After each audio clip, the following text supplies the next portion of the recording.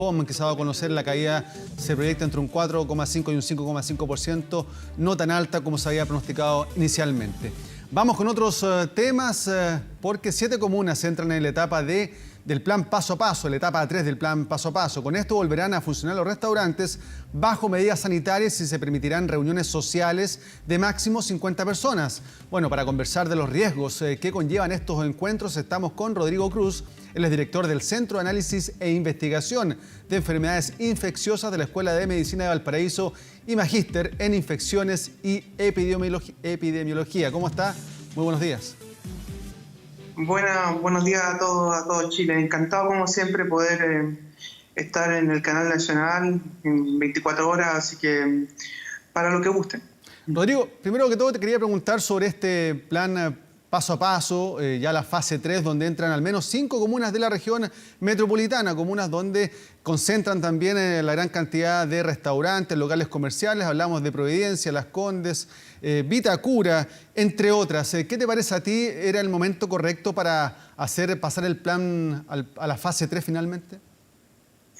Bueno, el programa que estableció el gobierno así lo establece y está dentro de las posibilidades.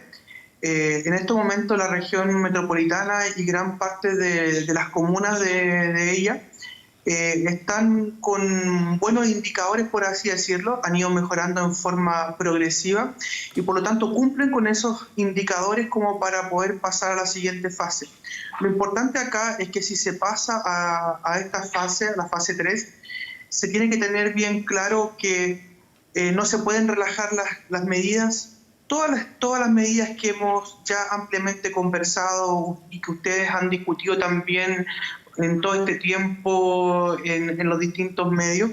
¿Por qué? Porque podemos tener pequeños brotes o podemos tener casos. Entonces, la idea es que si se cumplen todas estas recomendaciones, se llevan bien, se aceita bien esta maquinita que significa todas las precauciones y todas las recomendaciones para evitar justamente tener brotes, pequeños brotes asociados, por ejemplo, a la apertura del comercio en los restaurantes, y de esa forma no poder retroceder tampoco, porque la idea es que se siga avanzando hacia el desconfinamiento y que no estemos volviendo en un mes, por ejemplo, a una fase previa.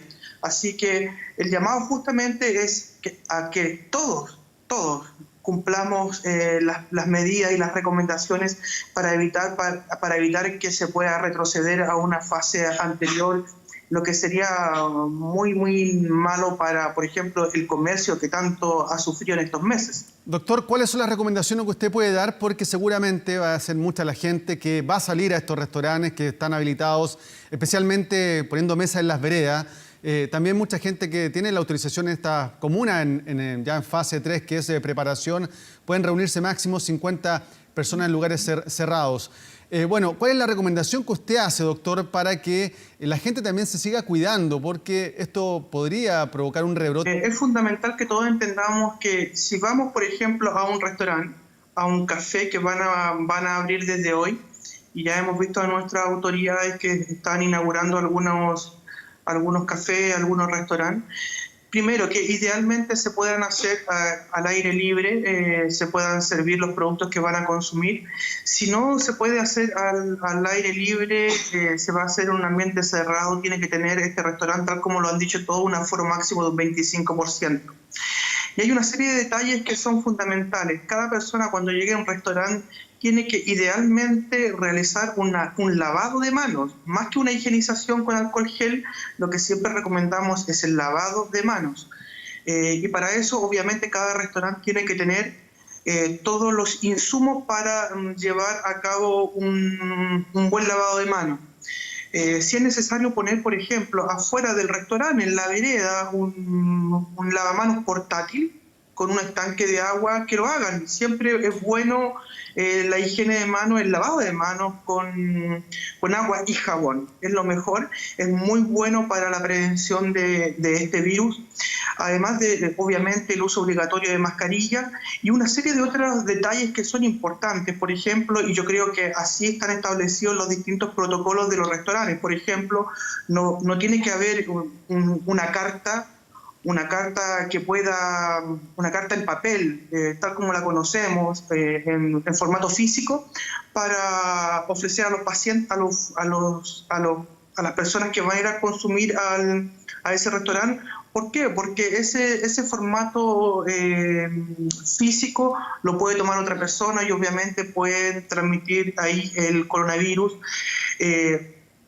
Eso es lo ideal. Doctor, además, dígame. Sí, en este caso es bueno, entre comillas, exagerar las medidas de seguridad sanitaria para evitar contagiarse. En este caso, por ejemplo, si se llega con un grupo de amigos a un restaurante a sentarse a estas terrazas, si está conversando antes de que llegue el plato de comida que se ha pedido, seguir con la mascarilla puesta, por ejemplo. Sin duda, solamente la mascarilla, y eso es re importante. La mascarilla se debe sacar cuando uno se va a alimentar, cuando va a comer. No debe haber un picoteo previo, por ejemplo, en ese grupo. Encargar unos productos comunes donde pueda haber una transmisión ahí del virus. Y en eso también los restaurantes tienen que tenerlo claro y no deben ofrecer esos productos para compartir todo ese grupo. Deben mantener la mascarilla antes de que empiecen a comer. Deben además mantener el distanciamiento antes, durante y después. ¿Sí? Es la única forma que podamos evitar que existan brotes en la comunidad, brotes asociados, por ejemplo, a la apertura de los restaurantes, del comercio, de los cafés, y de esta forma evitar además que podamos retroceder a la fase previa. De eso se trata esto. Es muy bueno que esté ocurriendo, pero tenemos que extremar, tal como usted lo ha dicho, todas las precauciones para evitar que ocurra algo que todos no queremos. Doctor, y respecto a la manipulación de los alimentos que deben realizar también, en este caso, los chefs, los garzones que llevan también los platos de comida a las distintas mesas, ¿cuál es la recomendación acá que también se les puede hacer a ellos? Sí, aquí hay algunas características que son fundamentales y que exigen una máxima de los ciudadanos. En caso que, y esto es fundamental, en caso que alguien, ya sea garzón, chef o que alguien del café o del restaurante tenga algún síntoma respiratorio o algún síntoma del listado que se asocia a infección por coronavirus, tiene que dar aviso, no puede ir a trabajar y debe realizarse una PCR. ¿Por qué? Porque hemos visto que en algunos lugares, claro, los trabajadores por no faltar están, por ejemplo, con fiebre o están con dolor de garganta, que se llama odinofagia, o alguna otra molestia, como por ejemplo dolor abdominal o diarrea, que también es frecuente la diarrea en la infección por coronavirus. Por no faltar, se presentan a su trabajo, pero en estos momentos eso no se agradece. En estos momentos se requiere la máxima responsabilidad de tal forma que esa persona, si tiene algún síntoma, insisto, ya sea garzón, chef o administrativo del restaurante o café, no debe ir a trabajar y debe realizarse su PCR para determinar si está con infección o no. Doctor. Si no está con infección, puede volver a trabajar. Sí, doctor, ¿existe preocupación teniendo en cuenta que, por ejemplo, en países de Europa y Asia, cuando hubo esta reapertura también de bares, restaurantes, también vino consigo un rebrote de esta epidemia, de esta pandemia finalmente? ¿Existe preocupación de parte de ustedes como Escuela de Medicina, como Sociedad de Epidemiología respecto a este tema? ¿Puede ocurrir aquello? Pero sin duda que puede ocurrir. Por eso que aquí hay dos componentes que uno siempre tiene que analizar. Obviamente, en la parte social es importante porque si fuera por uno, claro, ojalá uno trata siempre de retrasar al máximo posible este tipo de decisiones, pero también hay que entender que hay mucha gente que vive de esto. Hemos visto garzones solicitando o pidiendo dinero en la calle, lo que es muy triste para todos nosotros. Y si una comuna cumple con los indicadores como para pasar a la siguiente fase, tal como lo ha establecido el MinSal en su plan paso a paso, que pase a esta fase y que estos cafés, restaurantes puedan abrir. Y por eso que insistimos tanto en la precaución y en la prevención. Todos estos detalles que estamos conversando son fundamentales que se lleven a cabo, y las personas que van a ir a esos lugares también tienen que cumplir con todas estas recomendaciones para evitar justamente que vuelvan a cerrarse restaurante, café, con todos los prejuicios que esto tiene. Ya ocurrió en otros lugares, tal como usted lo dice. La idea es que minimicemos esto y ojalá que no nos ocurra a nosotros. Ojalá. Está la posibilidad, pero por supuesto que está la posibilidad que ocurra. Doctor, y para finalizar, le quiero hacer esta siguiente pregunta respecto a lo que he podido leer, lo que ocurre, por ejemplo, en Suecia.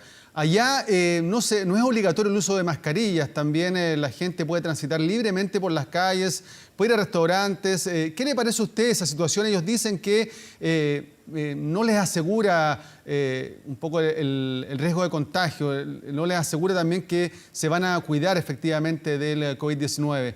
¿Qué le parece a usted esas medidas que se están tomando, por ejemplo, en otros países europeos?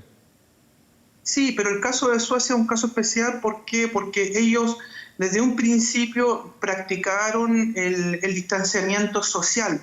No hubo que obligarlos a confinarse y con una realidad económica muy disímil, muy difícil a la realidad chilena, donde tenemos una población vulnerable e importante que muchas veces no se puede confinar, no puede guardar el distanciamiento social porque en su casa no están las condiciones o porque tiene que salir a trabajar al día a día para ganarse su sustento. Entonces, claro, en muchos países de un estándar económico más alto no fue necesario establecer una cuarentena o confinamiento masivo, que es el término correcto que nos gusta a nosotros, establecerlo de forma obligatoria como lo hicimos acá, pero que en la práctica ellos lo llevaron a cabo, ese confinamiento, un autoconfinamiento, guardando el distanciamiento social, con una muy buena higiene de manos. La higiene de manos, insisto, es fundamental para la prevención, no solamente de coronavirus, sino de una serie de otras infecciones, entre ellas las infecciones virales respiratorias. Así que en el fondo ellos igual han cumplido y ampliamente todas estas precauciones que todos recomendamos a día y que ustedes también lo muestran día a día. El uso de mascarilla, claro, el uso de mascarilla cuando es obligatorio, cuando hay aglomeraciones, cuando no hay distanciamiento social. Okay, y por eso que lo recomendamos. ¿Ya? Ok, doctor, muchas gracias por estar con nosotros acá en la mañana informativa, conversando sobre este tema obviamente muy importante y que preocupa también al resto de la sociedad. Que esté muy bien. Muchas gracias y encantado cuando quieran.